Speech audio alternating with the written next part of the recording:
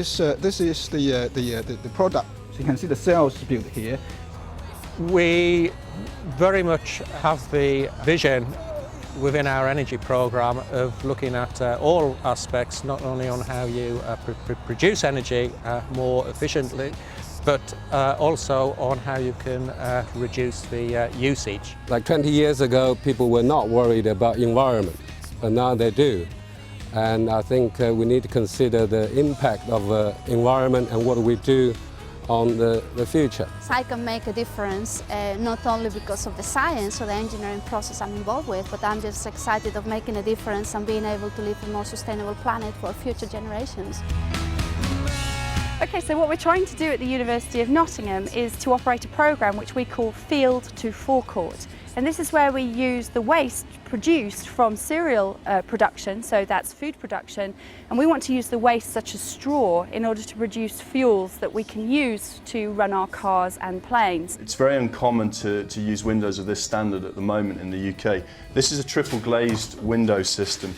I think important new areas including renewable energy and environment, transport, intelligent transport.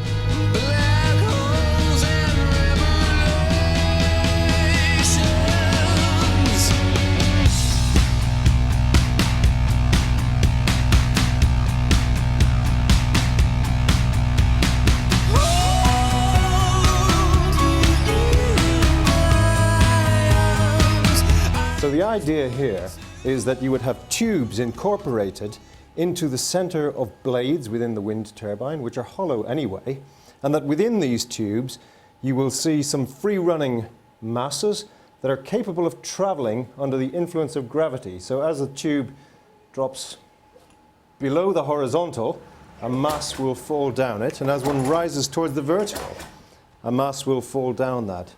And that mass is capable of being a piston and driving in front of it air. One has to work at bringing the idea to different levels of realization. First of all, to overcome the instinct that it's too simple to be any good, and then to show through calculations that in fact the economics stacks up.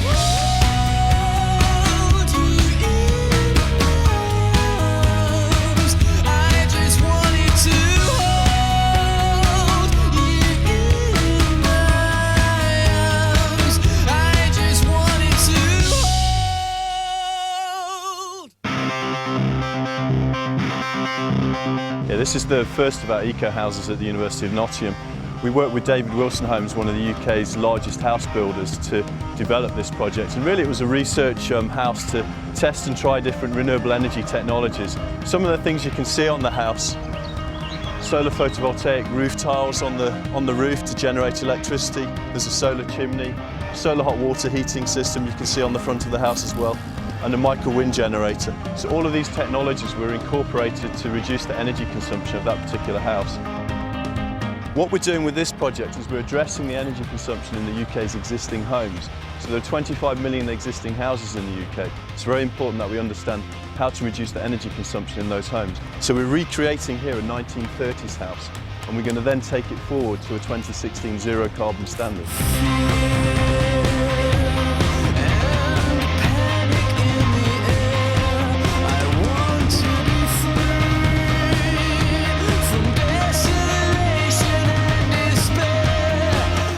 Okay, so this is our BASF research house. So we undertook this project with BASF to develop a low-cost, low-energy home of the future. We need to produce affordable, low-energy homes to meet the government's targets.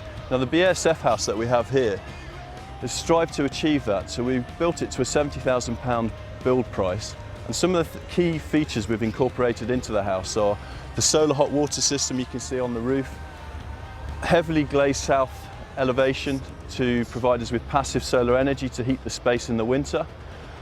The duct you can see in front of the house is an air inlet that actually preheats the air in the wintertime and pre-cools it in the summertime to reduce the space conditioning required within the home. It really is going to be unique in the UK and possibly across the entire world actually to have this facility.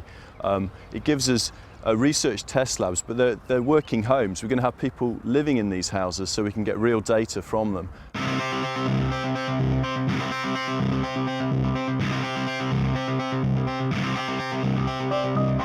Supercapattery is an electricity storage device which has the functions of both batteries and capacitors. So when we can store the electricity, and it means that we reduce the waste.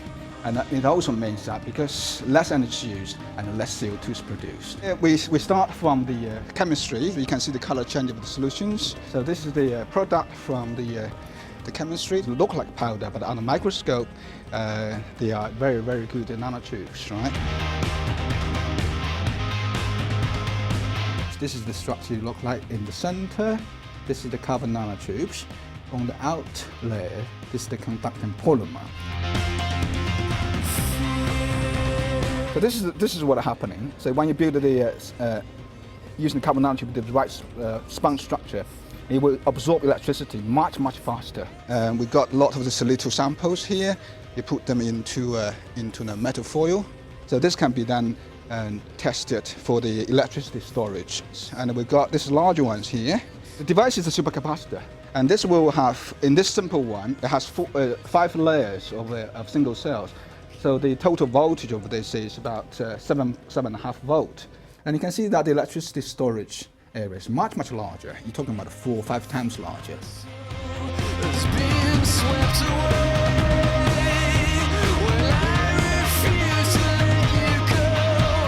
Carbon dioxide is bad news because it's one of the main responsibles of global warming. On this side of the lab, what we have are reactors that we use for our carbon storage. This is actually what you can see here is the reactor in which we actually put our samples inside. We have a couple of similar reactors here, and then we have also smaller size reactors at the other side of the lab. There are different ways by which we can reduce the carbon dioxide emissions that we are producing. As we said before, carbon dioxides are greenhouse gases responsible for global warming, and there are different strategies that we can do. We can reduce our consumption, we can increase efficiencies, we can move to more renewable energies, but before we get to more renewable energies or sustainable energies, we have to keep our dependence on fossil fuels. And a way to keep our dependence on fossil fuels but make them more environmentally friendly is by capturing and storing the CO2 that they produce. So this here actually is, what you can see is roughly the size of a domino piece, what I'm holding in my hands, but it contains 3 liters of CO2. So 3 liters of CO2 are stored in here. But it's also that this piece here actually has applications. And those applications could be like road aggregates, it could be construction materials, it could be bricks. So it does have quite a lot of applications out in the construction industry.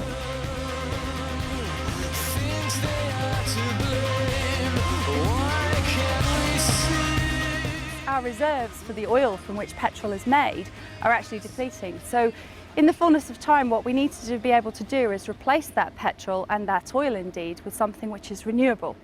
And our answer to that is to produce liquid fuels from renewable sources. And the key ones are going to be bioethanol and biobutanol.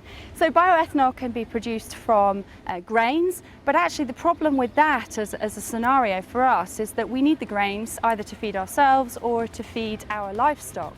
And so as a consequence, we need to be able to use the waste materials from producing those crops in order to produce our biofuels. And that's what we're doing here at the University of Nottingham, is we're actually looking at strategies to use waste products from crop production and also from food production as the feedstock to produce biofuels, which will inevitably be used for these cars.